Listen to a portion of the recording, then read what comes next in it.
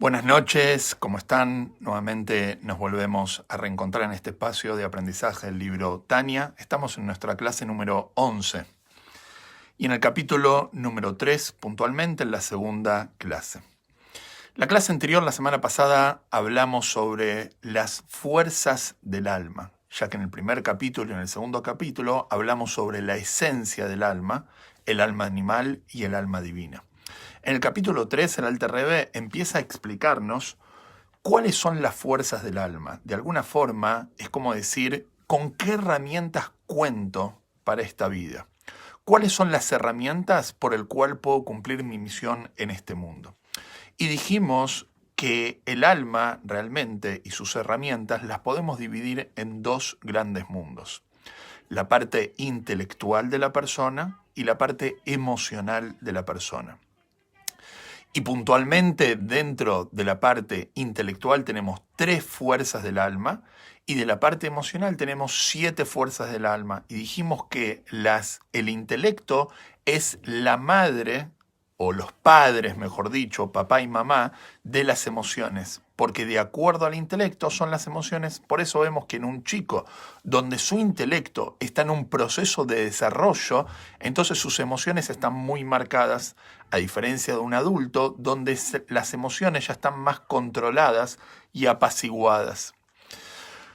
Estamos puntualmente hablando sobre las fuerzas intelectuales y ya explicamos la primera fuerza intelectual, que es la fuerza de Jochma, que es ese momento donde la persona pasa del no entender al entender.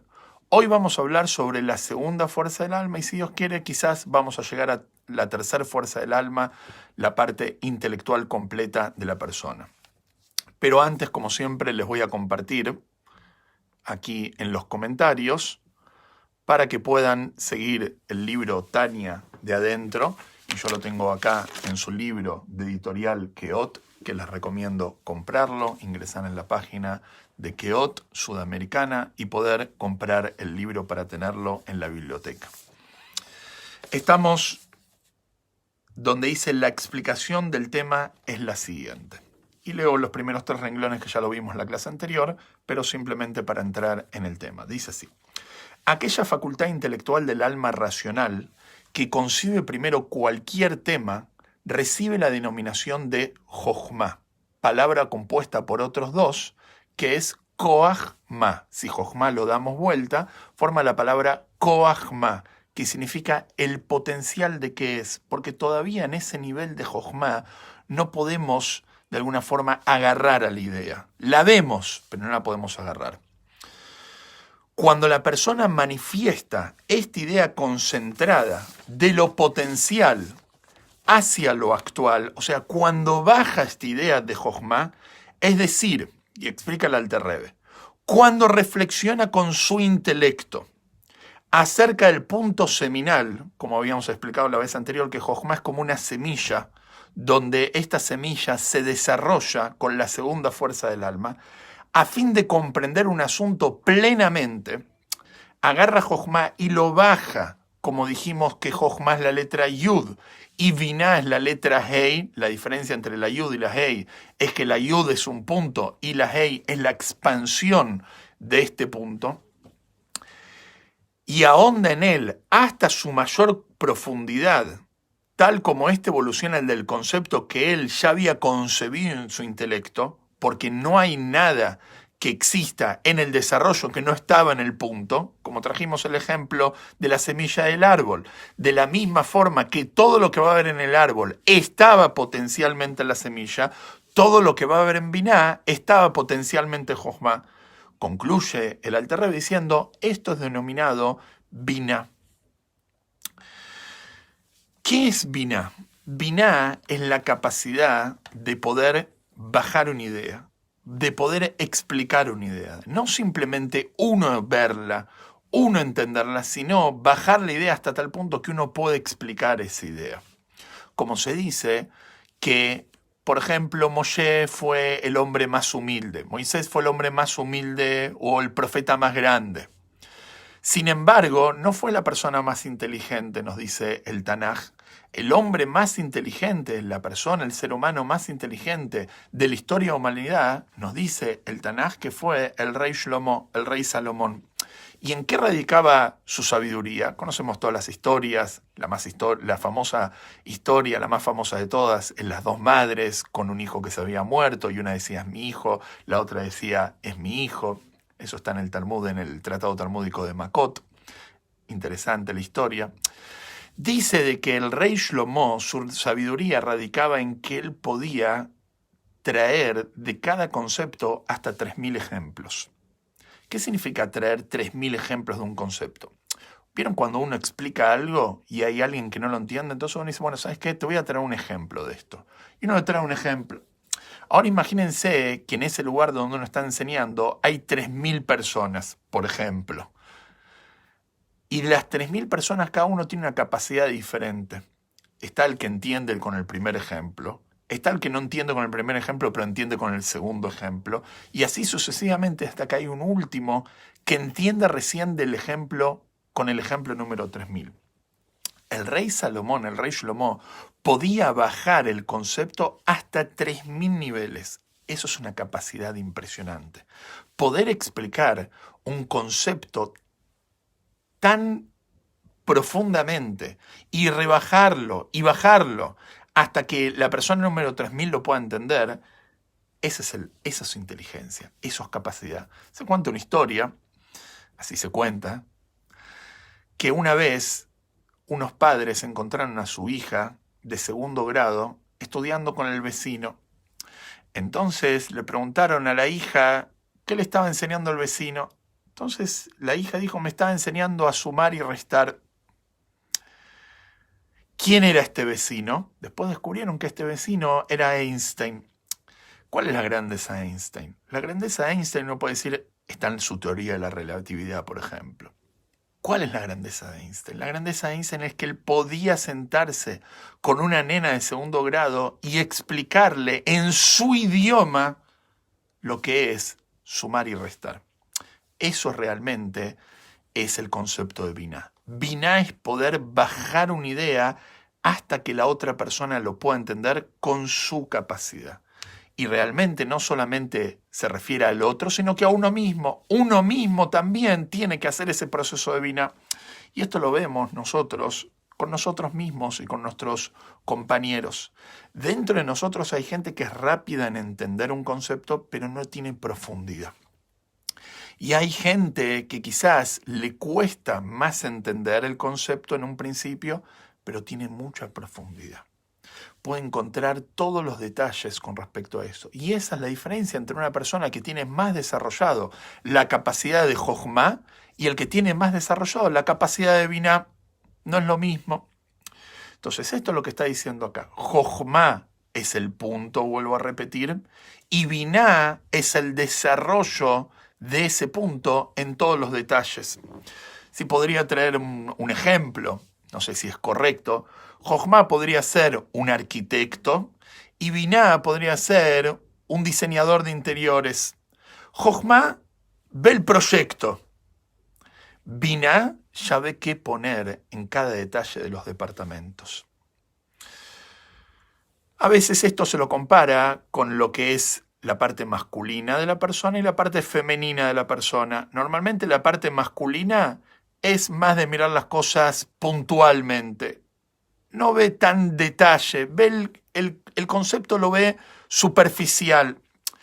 La parte femenina está más en los detalles. La parte femenina está más en ahondar en cada detalle y detalle.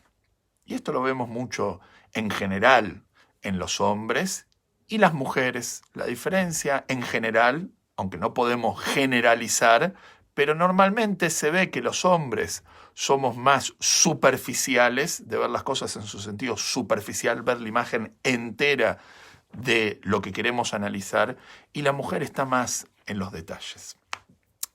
Sigo leyendo. Ellos, Jochma y Binah, son los mismísimos padre y madre, dice el Alter Rebbe, como habíamos explicado la vez anterior, que hacen nacer el amor a Dios y el temor en hebreo, ira, lo tranca entre paréntesis, y el miedo, pajad, hacia él. ¿Por qué? Porque acá estamos hablando de todo lo que tiene que ver entre la persona y su relación con el Creador y la relación con Dios. Entonces, cuando la persona utiliza su capacidad de entender una idea con Jochma y de desarrollar una idea con Binah, entonces esto en lo referente a Dios genera en la persona un amor a Dios y un temor a Dios. ¿Cuál es la diferencia entre temor y miedo? Habíamos explicado que uno era de cerca y el otro de lejos.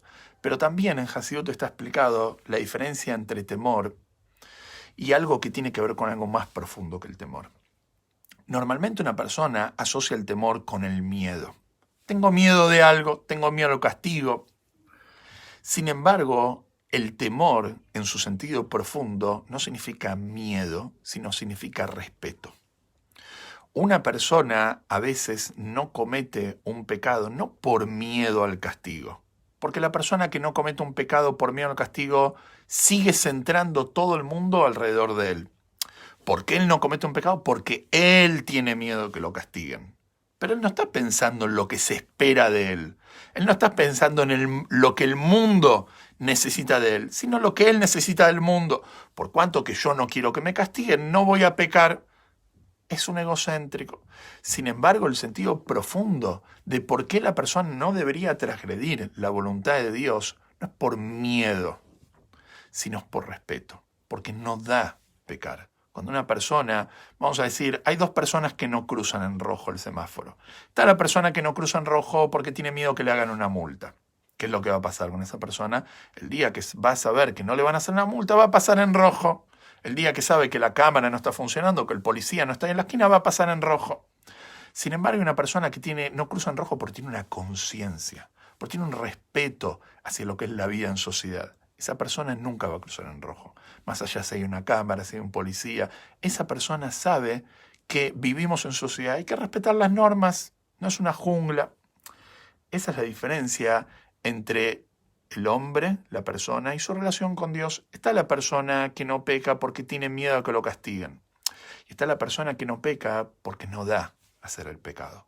Bueno, ojalá nadie cruzaría el semáforo, indiferentemente si es por miedo al castigo o por respeto. Si es por miedo al castigo, por lo menos no hay accidentes. Por eso el concepto de policía es persuadir. La policía, perdón, está para persuadir, para que la persona sepa que hay una autoridad, y si la gente por lo menos no tendría la policía, entonces sería un desastre la sociedad. Pero nosotros tenemos que saber que no nos tenemos que quedar con lo superficial, tenemos que ir a lo profundo. No es que nosotros no pecamos porque tenemos miedo que nos castiguen después de los 120 cuando nos vayamos de este mundo, que realmente cuando la persona se va de este mundo va a tener que rendir cuentas por lo que hizo, sino que uno tiene que realmente no pecar, porque ¿cómo voy a pecar? ¿Cómo voy a pecar? Me da vergüenza hacer una cosa así. No da cometer un pecado. Entonces vamos a seguir adelante. Estamos en el renglón que empieza porque cuando el intelecto. Vuelvo a compartir para los que entraron recién el link para que puedan seguir el capítulo 3 del libro Tania. Y dice así: porque cuando el intelecto en el alma racional contempla profundamente y se sumerge, contempla se refiere a Jochma, y se sumerge se refiere a Binah. Ahora vamos entendiendo, ¿ven? Y se sumerge extraordinariamente en la grandeza de Dios. Cuando una persona medita en la grandeza de Dios, siempre decimos así: está la persona que cree en Dios, pero nunca piensa en Dios. Cree en Dios como algo, como un concepto que existe, pero no piensa en Dios. Y nosotros sabemos que la única forma de vivir a Dios y nuestra fe en la vida no es simplemente creyendo, sino es viviéndolo, pensando constantemente en este concepto. ¿Cómo voy a vivir a Dios si solamente lo tengo en una idea vaga en mi cabeza? Tengo que pensar en Dios y tengo que pensar en la creación de Dios y en los detalles de Dios. Y este es el concepto de Hasidut. Hasidut no solamente se queda con lo que es la fe superficial en Dios, sino que esta fe la intelectualiza, la baja y la hace que nosotros podamos vivir esta idea en lo real, de la misma forma que nosotros vivimos nuestra vida en lo real, como una persona no se queda, sí, bueno, yo trabajo, no, está constantemente pensando como un dueño, ¿qué puedo hacer para ganar un peso más? Está todo el tiempo su cabeza pensando, ¿qué puedo hacer para ganar un peso más? No se queda con la idea, bueno, si mañana voy a abrir el negocio, mañana voy a ir a trabajar. No, la persona está pensando en eso. Dios y nuestra fe no puede ser menos que nuestra vida. Entonces dice, cuando la persona contempla profundamente y se sumerge extraordinariamente en la grandeza de Dios, y acá trae 3 niveles de meditación en lo que es Dios en nuestra vida.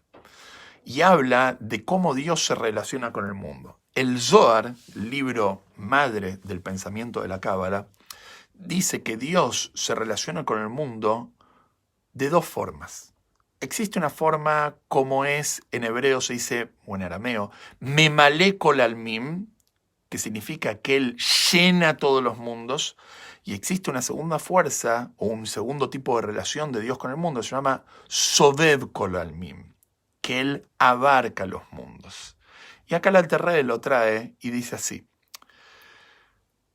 en la grandeza de Dios, como Él llena todos los mundos, y también medita acerca cómo Él abarca todos los mundos. Y voy a explicar la diferencia entre Memalé, cómo Él llena los mundos, y cómo Él abarca los mundos.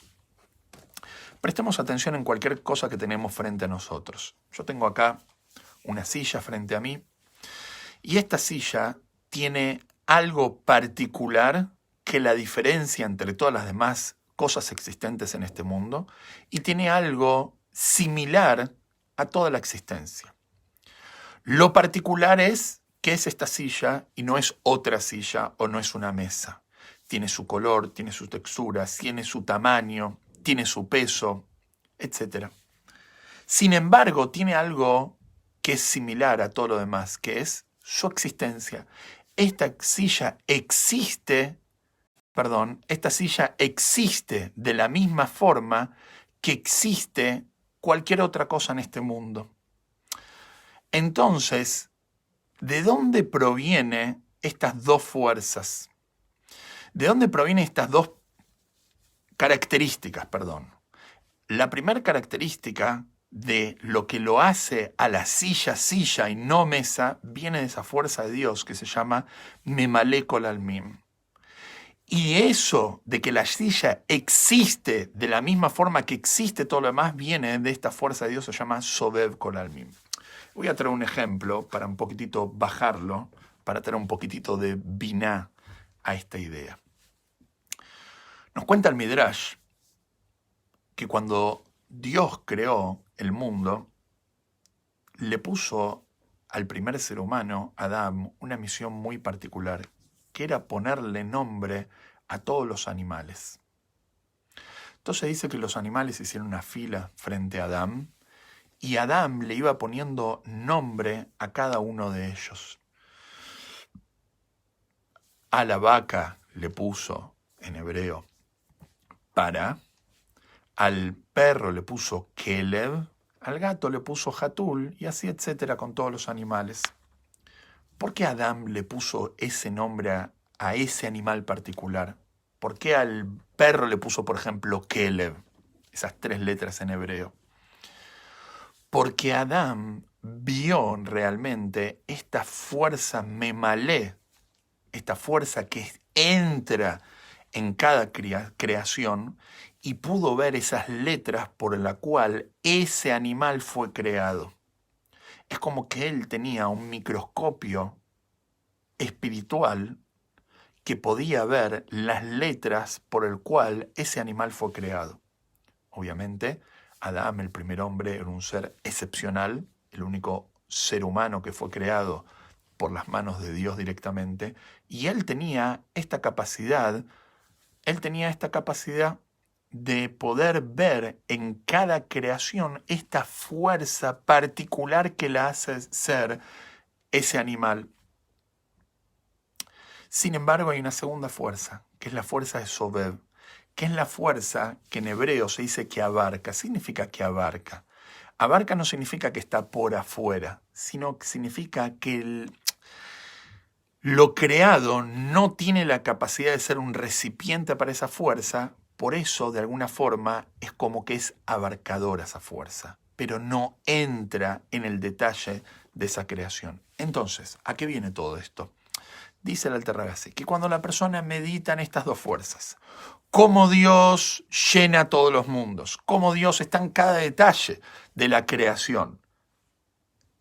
O sea, es fantástico, es magnífico poder entender o de alguna forma meditar en cómo Dios está en cada detalle de la creación y está constantemente, como vamos a ver más adelante, en el tercer libro del segundo libro del Tania, que el Alter Rebbe ahí explica que la fuerza de Dios cuando crea el mundo no fue en el Bereshit, en ese momento de la creación, sino que está constantemente presente en la creación. Es como que Dios está creando el mundo constantemente. O sea, que Dios está creando las plantas y cada planta particular y está creando los animales y los animales, tanto las aves como los peces, como los mamíferos, etcétera, etcétera. Y a cada uno le está dando la fuerza particular y a cada ser humano, a vos, a mí, al otro, a cada uno le da la fuerza que necesita para ser lo que es. Y aparte, como Dios le da fuerza al mundo en general y lo hace existir y lo hace pasar de la no existencia a la existencia constantemente, esto obviamente me lleva a mí a una conciencia de un Dios presente y a la grandeza de Dios. Entonces, no es que yo creo en Dios. Sí, yo creo en Dios, hay una persona que dice, pero es muy diferente la persona que cree en Dios y tiene conciencia de esta grandeza de Dios. Y la presencia de Dios, como está constantemente en cada detalle de la creación, obviamente va a ser muy diferente el sentimiento que va a generar a una persona que solamente cree en Dios y la persona que constantemente está meditando en esto. No es lo mismo, por ejemplo, cuando una persona coloca los tefilim porque cree en Dios y una persona que antes de colocar los tefilim o durante que se coloca los tefilim piensa en todos estos detalles de Dios. Esto es lo que está diciendo acá. Entonces dice así, como Él llena todos los mundos y también medita acerca de cómo Él abarca, que esta es la segunda fuerza sobre todos los mundos. Y ahora viene la tercera fuerza. O cómo en su presencia, como todo frente a Dios, todo lo creado es considerado nada. Que este es el concepto de la anulación de los mundos frente a Dios. Porque realmente los mundos frente a Dios no existen. No, desde la perspectiva de Dios, el mundo está totalmente anulado. Y ojo con esto. En distintos pensamientos filosóficos se habla de una teoría que el mundo es una ilusión, que la existencia es una ilusión, como un sueño. Sin embargo, el judaísmo no está de acuerdo con esto. Sí está de acuerdo en un nivel, pero en esencia no es así, ya que la Torá ratifica, y lo dice claramente, que Dios creó el mundo, Bereshit bara Elohim, o sea que hay una creación, hay una realidad. ¿Pero qué? Desde la perspectiva divina, el mundo es como no existente. Porque si nosotros decimos que el mundo ocupa lugar frente a Dios, estamos diciendo que hay un cambio en Dios. Existe el mundo, hay un Dios antes de haber sido creado el mundo y hay Dios después de haber sido creado el mundo. O sea que el mundo le generó un cambio en Dios. Esto no es así. Dios es el mundo, como decimos en el Adon Olam, una tefilá muy linda que decimos todas las mañanas. Dios es el mismo Dios antes de haber sido creado el mundo y Dios es el mismo Dios después de haber sido creado el mundo. Y va a seguir siendo el mismo Dios aún después de que el mundo pase a un nivel de la era mesiánica, donde el mundo va a cambiar su lógica. Entonces, cuando la persona medita, también en este nivel, cómo realmente el mundo está anulado frente a la presencia divina, es considerado nada. Sigo leyendo. Entonces, ¿cuál va a ser la conclusión? Nacerá y surgirá en su mente y pensamiento. O sea, va a nacer en mi intelecto la midá que es la característica de reverencia, y esto es lo que habíamos hablado hace unos minutos, la diferencia entre temor y respeto, acá está hablando de este nivel, reverencia, por la majestad divina, por Dios, siempre a Dios se lo compara con un rey, para temer y ser humilde ante su bendita grandeza. ¿Cómo es esto?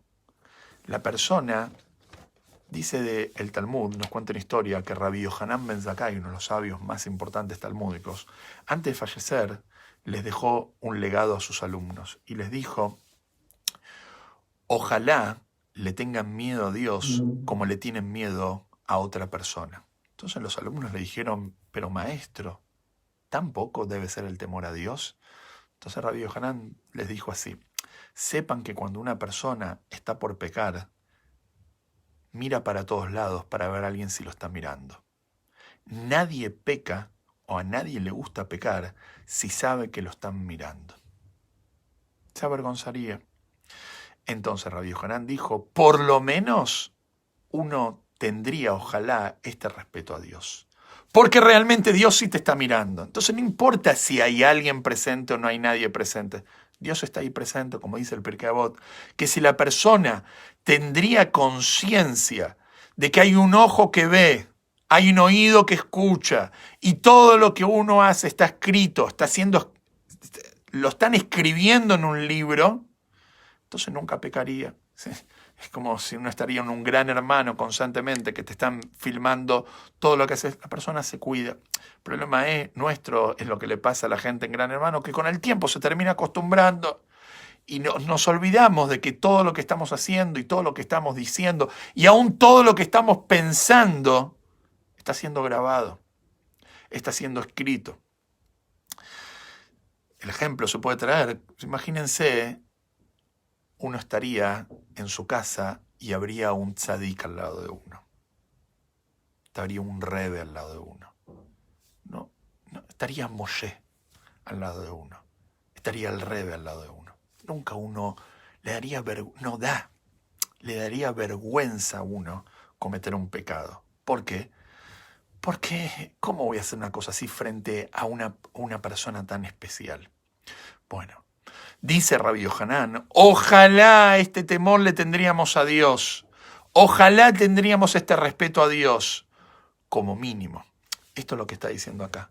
Que cuando la persona medita en estos conceptos y medita en la grandeza de Dios, cómo Él llena los mundos, cómo Él abarca los mundos y cómo todo frente a Dios está anulado este mundo, entonces le tendría que despertar esto, una humildad a la persona ante su bendita grandeza que no tiene fin ni límite.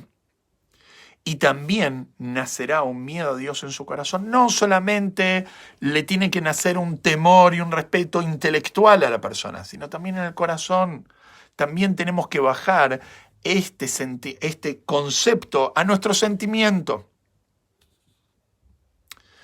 Entonces, para ir redondeando, hoy aprendimos sobre la segunda fuerza intelectual del alma, la fuerza de Biná, que por intermedio de esta fuerza especialmente la persona debe generar un sentimiento hacia Dios y que no solamente Dios sea un concepto abstracto en mi vida, sino que sea algo real, que yo pueda vivir como yo vivo cuando como, como yo vivo cuando hago un negocio.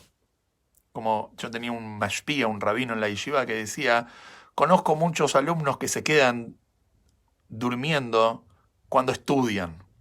No conozco mucha gente, debe haber, pero él dice que él no conocía a mucha gente que se queda durmiendo mientras come. ¿Por qué? Porque cuando la persona come algo lo vive. Cuando una persona estudia, y especialmente cuando uno estudia Torah, a veces lo dejamos muy en el abstracto. Hay que bajar los conceptos a nuestra vida. Y esto es por intermedio de esta segunda fuerza del alma que se llama Biná. Si Dios quiere, en nuestro próximo encuentro, el próximo lunes, vamos a hablar sobre la tercera fuerza del alma, esa fuerza que va a bajar mucho más el concepto de nuestra vida terrenal. Que tengamos una excelente semana. Shavua Tov.